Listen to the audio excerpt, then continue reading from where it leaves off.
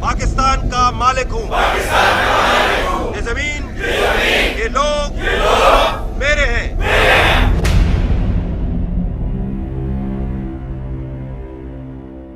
हमजा मेरा एक ही बेटा है, कुछ नहीं है मेरे पास उसके अलावा। इस मुल्क में नहीं रहना मुझे जंगल में नहीं रहना।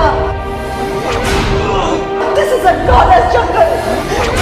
पैसा पैसा पैसा, अब खरीद के दे मुझे मेरा बेटा।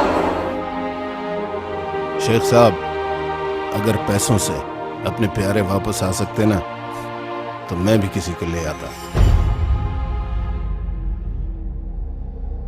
वो तो VVIPs की ड्यूटीज पे लगे हुए,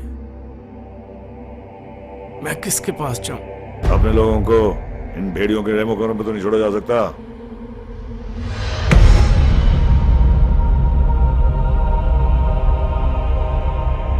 सीधा गड़काओ तो ये पूछ के जाते हैं कोर्ट से अगवा करने, बत्ते लेने।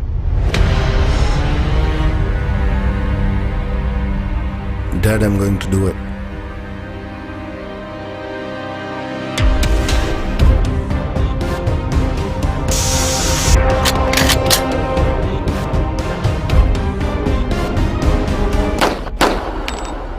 मालिक मुलाजिम को धमकी नहीं,